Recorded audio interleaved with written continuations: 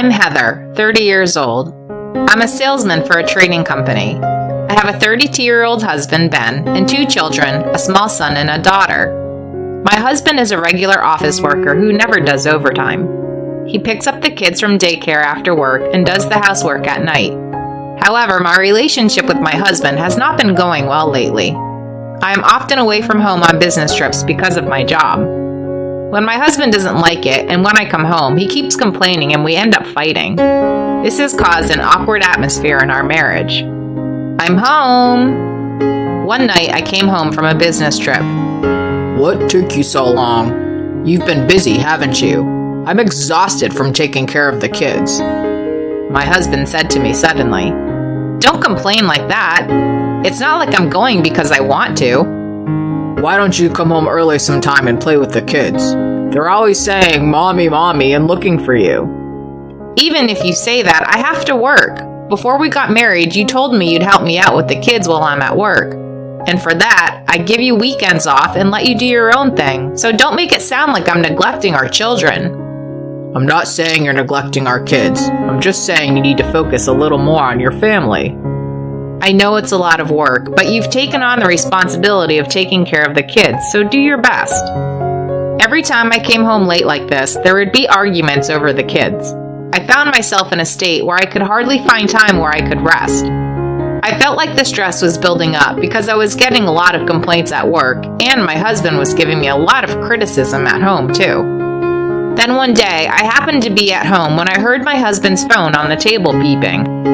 I looked at it and saw a message that appeared to be from a woman. What is this? It wasn't a work call, was it? I just couldn't make out what it was.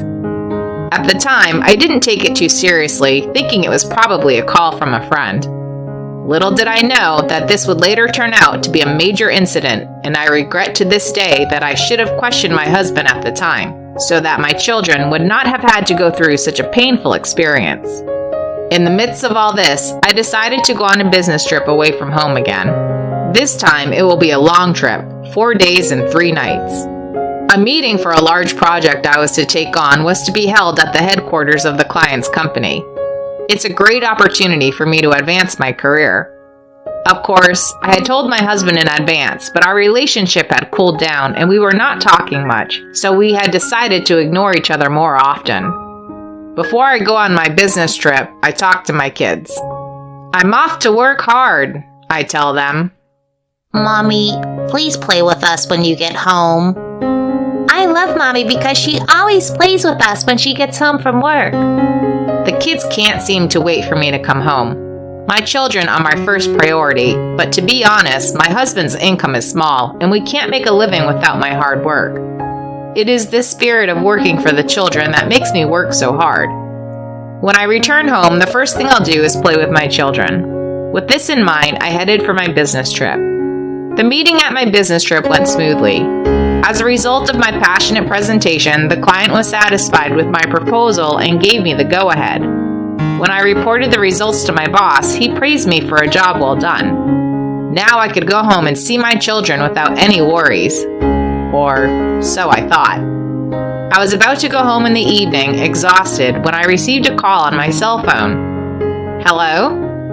I'm from the daycare center, and your children has been absent for the past 4 days. Huh? I tried to contact your husband every day, but he just hung up the phone and said they were fine. I was a little worried, so I called you too. That's strange. My husband used to call me if the children had a fever or anything unusual. I tried to call him right away, but I couldn't reach him. I had a bad feeling. I hurried home. When I arrived home, I immediately noticed something strange. All the furniture had been moved out and the place was empty. Huh? What's happening? I entered the house, looked around the room, and was astonished. My children were sleeping together in an empty bedroom. No way. I immediately woke them up. Welcome home, Mommy. I'm hungry. They hugged me tightly. Where did that man go? I immediately took out my cell phone and called my husband. But no matter how many times I tried, I couldn't get through. I kept on calling and calling, and finally he answered. What? I heard my husband's sluggish voice. Don't what me? What the hell did you do? I don't understand how the house is empty and our kids were left behind. Where are you right now? Oh, I'm with my girlfriend in our new house. My husband says in a flat tone, like he's talking about the weather, like, yeah, it's raining today. I could feel my brain refusing to comprehend what he was saying. Girlfriend? A new house? He left the kids and went to be with another woman? Does that mean you cheated on me? I raised my voice and he sighed. Sure, you can say that. I'm not going back there. I can't take care of the kids anymore. I took the furniture out, but I left the kids there. What? My mouth was wide open, but no words came out. The cheating, the abandonment, this isn't just about what he did to me. This was unthinkable treatment to our children. They were left alone hungry and crying. Anyway, hurry up and come home. I'm trying to sleep. You're back from your business trip now, so you can take care of the kids. I felt like a blood vessel in my head had snapped. You've got to be kidding me! How can you say such a cold thing after leaving small children unattended? You can say what you want. I don't have to take care of those kids anymore. Bye. With that, my husband hung up the phone. Later, my daughter got a fever, so I took her to the hospital. I'm glad you came home early. I see. I was relieved when the doctor examined her. But why did your husband leave the children alone? The doctor asked me naively, but there was no way I could tell her that he left me and the kids and ran off to be with the woman he was cheating on me with. I just slurred my words and left the hospital. I was so angry that I wondered if there was any way I could blame my husband for his irrational behavior. I couldn't imagine living with my husband anymore, so I decided to consult a lawyer for future considerations. After listening to my story carefully, the lawyer said, "That's terrible. Leaving a young child unattended is a crime." He raised his eyebrows. "So you don't know where your husband is?" "Yes, he seems to have turned off his phone." "Okay, well, in the meantime, we need to find your husband's whereabouts. I'll ask a friend of mine at the detective agency to help you." The lawyer, known for his reassuring personality, was really accommodating. I took some time off from work and worried about taking care of the children while the detective agency was looking into my husband. My husband had never been proactive in taking care of the children, but I never thought he would treat them so badly. No matter what the excuse, this is not the way anyone should treat their own kids. And he was cheating on me. Where did he get a girlfriend? Did he always flirt with other women when I was away on business, leaving the kids at home? I had goosebumps all over my body, and seething anger took over. I could never forgive him. He must get what he deserves. That's how I thought. My husband could not run and hide since he was the perpetrator, so we soon found out where he had gone. The husband lived in an apartment in the next town over with the woman he was having an affair with, and she commuted to work from there. The woman worked at a bar, has been remarried twice, and has no children. My husband, freed from the care of the children, went out to gamble on Saturdays and Sundays and started to frequent the bar. And as predicted, he left the children at home and cheated on me while I was on a business trip. It seems that the debt-ridden woman was feeding on my husband's salary, not only for drinking money, but also for living expenses. I knew my husband wasn't the brightest, but I didn't think he'd have gone that far. On the evening of the day I found out where he was living, I visited the apartment with my lawyer. We knocked on the door and my husband answered it. The woman was away, apparently on a night job. "Oh, it's you." My husband stared at me, looking bored. "What you did was a crime. Can you even understand that?" I immediately cut to the chase. My lawyer explained the importance of legal responsibility as a parent who should also protect the child. He then proceeded to explain to him how we should move forward in our marriage, but he wasn't listening. I know, but I couldn't stand the thought of having 2 kids to take care of. I just wanted my freedom. My husband's words were truly pathetic and unacceptable. Besides, there are many men in this world who are raising several children on their own. I take care of them all weekends, and what's so hard about taking care of your own kids for a few hours after work during the week? Even if it's hard, is that the reason to cheat on your wife and move out of the house? What you're saying is just excuses, just weak talk. Did you plan to become a criminal and run away if something happened to your kids? Did you think that life would go on like that? How could I think that? If you, a woman, had stayed home to take care of the kids in the first place, there wouldn't have been any problems. Why is he talking with such old-fashioned thinking? I'm mortified. My husband thought this wasn't his fault and was not willing to budge from his position. I gave up, thinking, oh, this is a complete disaster.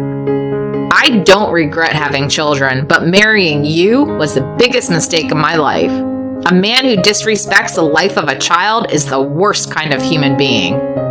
Call me what you want. I'm free to live my life. I wonder if he has no sense of guilt or remorse. My husband's behavior was so out of control that I was disgusted. My parents-in-law, shocked by the disappearance of their son, who had neglected their child and ran off with a woman, rushed to my place, got down on their knees, and apologized.